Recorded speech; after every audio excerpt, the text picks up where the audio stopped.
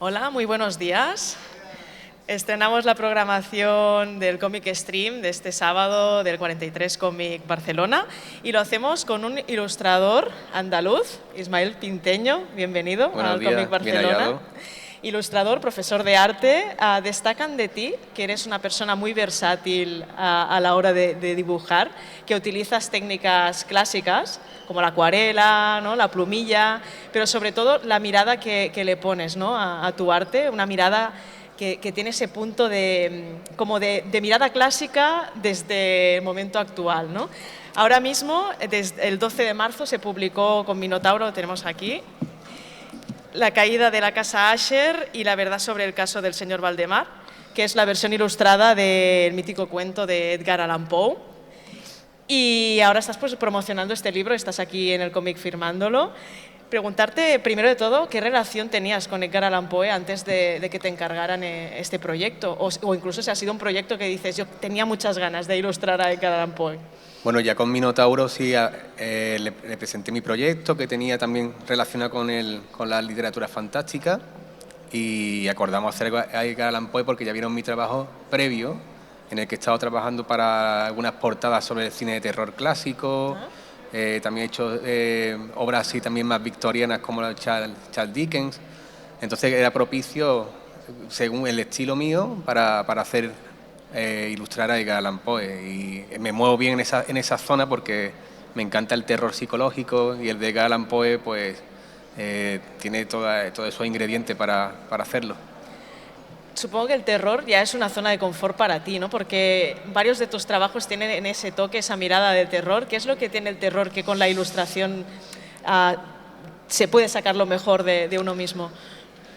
No creo que sea tampoco el terror como vemos en el cine de slasher, que no es el que realmente me gusta. Que me gusta más el terror romántico, el romanticismo, ¿no?, como tal, ¿no? El de la búsqueda de las preguntas más atávicas, como el miedo a la muerte, la sublimación de la naturaleza ante nosotros. Esto más relacionado quizá con ese tipo de terror, ¿no? El que todo el mundo tenemos, ¿no? El psicológico. En el caso de Poe, pues la muerte prematura, el entierro también prematuro, la tasfofobia. Todos esos temas también es una cosa que personalmente me conmueven mucho y me aterrorizan. No es el monstruo, el horror del monstruo, sino más el terror psicológico que forma parte de nosotros. ¿Hay en ti alguna motivación precisamente de sublimar esos miedos cuando pintas, cuando dibujas? Claro, lo comenté ayer también en una entrevista, que es una manera también es una catarsis que el autor junto con Poe, en este caso, pues lo que yo hago es una purificación. Al entrar en esas aguas profundas de Poe, en esos estratos psicológicos, entender también esos miedos, dibujarlo como una manera como algo, como una terapia, porque lo que hace es una terapia de choque. Esos elementos los dibujas y los asume para ti mismo. Entonces, pues una manera también de purificarlo y de hacer como una especie de una psicología, ¿no? Es que ahora como periodista me está viniendo a la cabeza, ¿no? Ismael Pinteño, 2 puntos, la caída de casa Asher ha sido mi terapia. ¿Sería eso o no? ¿Me aceptas el titular? Bueno, sí, el trabajar con Edgar Allan Poe te supone eso, ¿no? Es como un psicoanálisis que te haces tú también, una purga, porque hasta como cuando en la psicoanálisis tú tienes que comentar tus miedos, hablarlo y ponerle forma, ¿no? En este caso, pues aquí es dibujando, que es lo que sé hacer. Entonces, pues una manera de purificarte todos esos miedos, claro, aunque sigan ahí, claro. Siendo un autor tan ultra conocido como es Edgar Allan Poe, ¿cómo te enfrentas tú al reto de ponerle ilustraciones, ponerle imágenes a su obra? Karen, me motiva mucho que haya tantos autores que he admirado y sigo admirando a lo largo de mi vida, como Gustavo Doré, Edmund Dulac, Arthur Rackham, Willy Pogani, tantos Henry Clark que han ilustrado a Poe, Edward Manet, tantas gente que ha influenciado tanto literatos pero como ilustradores. Muchos han ilustrado a Poe. Para mí una motivación el estar entre ellos, con esos maestros, ¿no? Entonces, pues, asumí el papel de de tener que ilustrar a Edgar Allan Poe con mucha motivación, con mucho amor, introducirme en su mundo, leer sus relatos, leer sus biografías, para luego digerirlo y vomitarlo de esta manera. Es la mejor manera que he podido hacerlo, pero sobre todo con sinceridad. Claro, pero si comentas que ya había un montón de artistas que te gustaban, que admirabas, que ya lo habían ilustrado, ¿qué hay de estos artistas o de su obra en tu trabajo? O sea, supongo que has tenido también que separar, ¿no?, las influencias de lo que tú querías hacer, o al revés, has dicho, vale, se ha hecho esto, voy a trascenderlo o voy a aportar mi pequeño granito de arena en lo que ya se ha hecho. En el mundo del arte, o el camino en el que llevamos todos tenemos influencia. Arrastramos una mochila de muertos detrás, ¿eh? Es que si no la arrastras mal, bueno, ¿no? tanto ¿También? de muertos y de vivos, ¿no? Que tengo mucha influencia de gente viva, evidentemente, pero vamos arrastrando esas influencias, las tenemos ahí, y quiera o no quiera van apareciendo. Creo que para un autor es imprescindible conocer lo que han hecho otros. También para no repetirte, aunque yo he sido fiel al texto de Poe, por tanto hay alguna coincidencia con otros autores, sobre todo en forma de composición, pero mis influencias no son todas las que te he comentado. Aquí está, mis influencias principales son, pues mira, muchos artistas catalanes como Fortuny, Ramón Casas, Ismael Smith, tanta gente que después aparecen, Víctor Hugo, el escritor, que es también muy dibujante de casas así muy acuareladas. Todo aparece en mi obra, pero no sabría desgranártelo, como ninguno sabríamos desgranar las influencias que tenemos. Es como un cóctel, ¿no? Va apareciendo, ¿no? Al menos influencia consciente no todo está. Es un filtro que va pasando en tu conciencia y luego pues salen, y claro que aparecen ahí inconscientemente. Eso es lo bonito. Y en el proceso de ilustrar este libro, ¿qué decisiones has tenido que tomar? Pues las decisiones, Karen, son más que nada por los cambios de estilo, porque también siempre he tenido ese miedo, el de cuando a un artista o un dibujante quieren encasillarlo con un cierto estilo gráfico. Y en este caso, como mi Minotauro me dio la libertad de hacer el trabajo como yo quisiera, me leí los 2 relatos y saqué todo mi arsenal para pasármelo bien, sobre todo, ¿no? Y también para hacer al espectador que sea más ameno, que no esté todo, pues si es acuarela todo, o si es todo tinta o plumilla, ¿no? Le voy dando a cada parte del relato, le voy dando una diferente forma, y el resultado es ese. Entonces, pues estoy contento porque el hilo conductor es la novela, es el relato. El espectador no puede salirse del libro, por tanto, no pasa nada si cambio de estilo a otro. Mientras lleve una secuencia, creo que... Esa también ha sido una decisión consciente, ¿no? De decir, bueno, puedo hacer ese salto, me lo puedo permitir, ¿no? Sí, ya a esta altura de mi vida creo que tengo las cosas más claras, y a veces hay que arriesgar, no pensar tanto en el público que puede decir, si hay que hacerlo todo más homogéneo. Mira, me voy a divertir, voy a también a mostrar lo que sé hacer, no solamente acuarela o plumilla o lápiz, todo lo que pueda, e incluso experimentar, como hay algunas ilustraciones más experimentales. Personalmente, de Edgar Allan Poe, uno de mis cuentos favoritos es la verdad del caso del señor Valdemar. Creo que tiene imágenes muy potentes que cuando las lees las visualizas, ¿no? Y la cara, ¿no?, de este señor, cómo se despierta y se convierte en polvo, ¿no? Y eso pienso, como ilustrador, tiene que ser todo un reto, algo que está tan bien explicado en la literatura, pero que a la vez cada uno se hace su imagen. Tiene que ser muy complicado, pero a la vez yo veo que has encontrado soluciones que, digo, no es la imagen exacta como la había imaginado yo, pero tiene ese punto de confluencia que realmente sí que veo, ¿no?, lo que escribió Edgar Allan Poe. Claro, el relato es muy repulsivo, esos estados liminales entre la vida y la muerte, que también todos tememos a cómo será ese estado, ¿no?, cuando lleguemos. El final es totalmente escatológico, él se derrite después de haber estado momentos de rigidez, momentos convulsivos. Es como acelerar el proceso y entonces, de descomposición, pues, ¿no? Yo quería hacer algo más conceptual más que algo tan evidente. Podía haber caído en el gore, que me hubiera divertido mucho hacer algo gore. Ya otros ilustradores lo habían hecho, pero quería hacer algo más conceptual haciendo un dibujo sobre una bolsa de plástico y luego destruirla, que se derritiera el plástico. y que el dibujo también muriera en sí. El dibujo desapareció, solamente está registrado aquí en el libro. Entonces, una manera también de jugar con el concepto de la vida y la muerte, la creación y la destrucción. Y creo que es la obra que más me representa, porque ha sido más personal, más arriesgada hacer eso, esa secuencia final, cómo se va derritiendo, y registrarlo. Y ya como colofón creo que era una buena manera de acabar el libro. ¿Tú crees que es una buena puerta de entrada a las obras de Edgar Allan Poe o que precisamente es una obra de coleccionista de las personas que ya lo hemos leído, que queremos una visión que va más allá del libro clásico, de la edición clásica de toda la vida? Tiene muchas connotaciones clásicas porque el formato es muy bonito, un álbum como de antiguo, un formato curioso, bastante grande.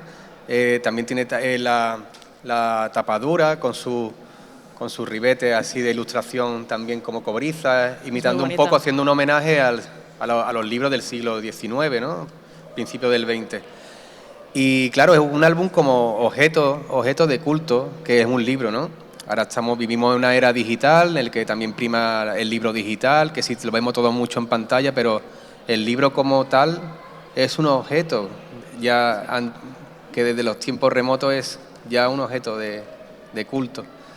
Claro, es que me encanta esta ilustración, claro, me parece brutal. Esa es la secuencia final Sí. Es que para mí es como la escena del cuento y verla así, creo que lo plasma todo perfectamente bien. Es que es preciosa, la verdad. Preciosa, aunque macabra, ¿no? Sí. Claro, sin los que caer, nos gusta el terror encontramos preciosas algunas cosas que también. Exacto. Sí, pero eso también, la sublimación de la muerte, no quería que fuera tampoco algo tan escatológico, más que nada conceptual, que se derritiera el dibujo. Por tanto, por eso lo hice en una bolsa de plástico y empecé a quemarlo, a fotografiarlo y crear esa secuencia. Antes de dibujar tú has hecho todo un proceso ya experimental, ¿no? Sí. Una pregunta que es prácticamente obligada, pero a lo mejor es muy mainstream, ¿no? Pero ahora mismo se acaba de estrenar hace relativamente poco en Netflix La caída de la casa Usher, que es una serie que es una versión muy moderna de este relato de Edgar Allan Poe y que es muy arriesgada también, ¿no? No a todo el mundo le ha gustado, hay gente que la aprecia mucho, hay gente que dice que mejor no meterse en eso, ¿no? En un momento en que se hacen revisiones de clásicos, ¿tú cómo te has sentido al tirar por un estilo y una mirada clásica? O sea, porque tú lo comentas, ¿no? Dices, es un homenaje, ¿no? a los libros del siglo XIX, coges esa estética, aunque sea desde hoy. En cambio, la versión Netflix, la versión mainstream, se va a otro extremo completamente distinto, ¿no? Bueno, no creo que se vaya a un extremo completamente distinto. Netflix sigue una línea. Ya está llevando que si el neón... El rollo de neón, que es la misma estética en todos, los guiones son todos muy parecidos. A mí la serie no me del todo tampoco me transmitió algo nuevo, porque también se repiten los autores de cine ahora, queriendo ser intencionadamente muy modernos, en el sentido de querer impostarlo mucho. Que no me hace una revisión a veces tan sincera, sino que quieren adaptarlo al formato Netflix. No estamos hablando de otro tipo de formato, de un terror más, no sé, de cine polaco, sino, ¿sabe? Que el que me mola. Y entonces, pues, hacen un tipo de cine que para mí tampoco es arriesgado. Estamos hablando de Netflix.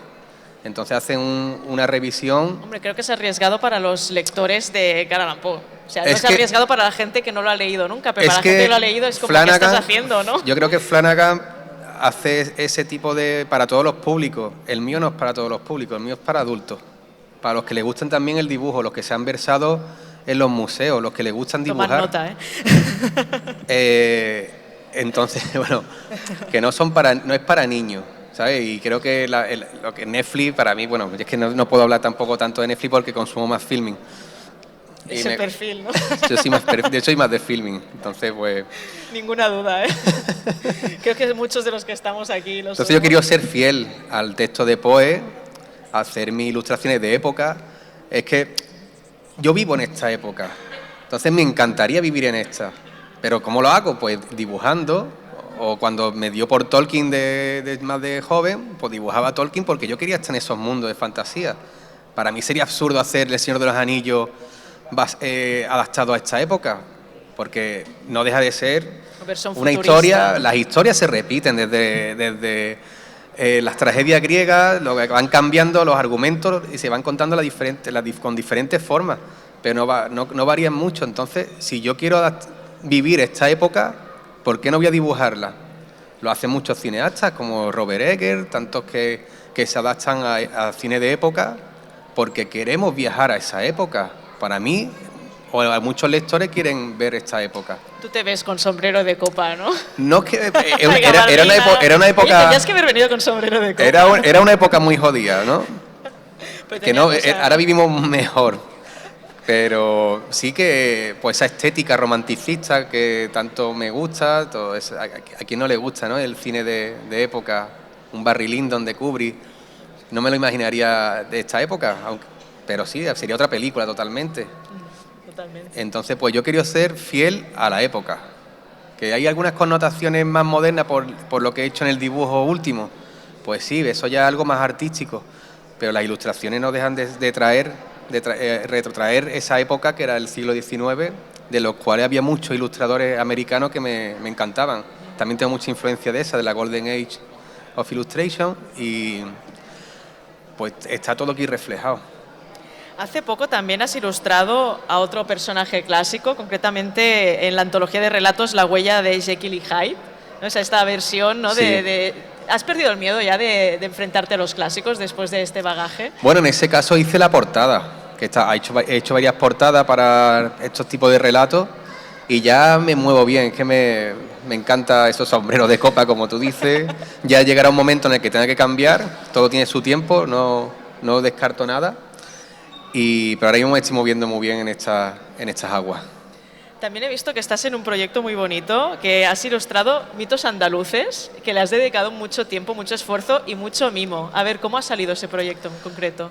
Pues ese proyecto, que empezó en 2019, fue a raíz del pueblo de mi padre, allí un pueblecito pequeño de Cádiz, que tenía una leyenda de una bruja de un pozo, y lo ilustré, y después me puse a rascar diferentes pueblos de Andalucía y he encontrado más de 80 mitos populares. ¡Ostras! Como podría ser, bueno, los mitos gallegos, que son muy ricos, los mitos catalanes, los que hay muchos gigantes.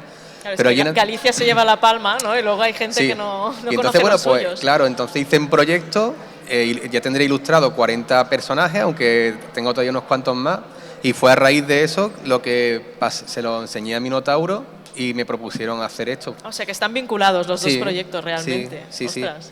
Lo que pasa que, bueno, pues teníamos que hacer una obra que sea más universal, con POE. Lo otro podríamos centrarlo más en Andalucía, es más localista, por tanto habría que ver otro tipo de vía editorial o otra manera, pero se verá. Supongo que no lo has descartado. No, hombre, no, ese es mi gran proyecto. Es mi gran proyecto que, bueno, también el de POE, porque es el mismo estilo, ya con mucha libertad, que eso es lo importante, Karen. Ya no tiene que hacer otras cosas, otro tipo de encargo que tienes que adaptarte, sino libre, que eso es lo más exigente para uno, autoexigente, he sido muy autoexigente, y ese es el fruto, eso da mucho, es muy gratificante porque luego se ve los frutos. Decías que tienes 40 personajes, ¿con cuáles te quedas? ¿Cuáles te han sorprendido más cuando has hecho esta búsqueda? Y yo qué sé, cuando has tenido que dibujarlos, de decir, ostras, es que me lo imagino así, lo veo así y le he dado vida con mis dibujos. Es que hay tanto, pero mira, me quedo con la que empecé, que era Mariquita Trasquilá, el nombre muy fuerte, ya, Mariquita Trasquilá, muy andaluz. Sí, muy andaluz. Y era esa bruja que vivía en los pozos y que los niños no te asomen, asusta a niños, ¿no? Sobre todo, ¿no? No te asomes al pozo, entonces como a mi padre le daba mucho miedo, pánico, se está perdiendo, ya los niños de allí del pueblo no lo conocen, por tanto yo creo que una labor importante es la de enseñar y mostrar a esta gente estos personajes que forman parte del acervo cultural y que no se pierda, porque sin mitos tampoco hay ensoñación. Además son mitos que tú has rescatado de la tradición oral, pero supongo que no existían, ¿no? ¿Ilustraciones de estos mitos? No, nada. Entonces, claro, era investigué libros, puedes encontrar algunos libros, algunos ensayos en los que aparecen esos nombres, pero ilustración nada. Entonces, pues digo, mira, ¿por qué no hacer este proyecto, esta iniciativa y tomé con ello? pues a ver si tienes éxito en la búsqueda de maneras de canalizarlo, porque hemos visto que hay mucho trabajo detrás. Sí. Y bueno, lo podéis ver en sus redes sociales, que ha ido colgando algunos de estos personajes, de estos dibujos, y llama muchísimo la atención. Abrimos ronda de preguntas entre el público, a ver si queréis preguntarle alguna cosilla de la caída de Casa Asher o algo de su trayectoria. ¿Sí? Por ahí.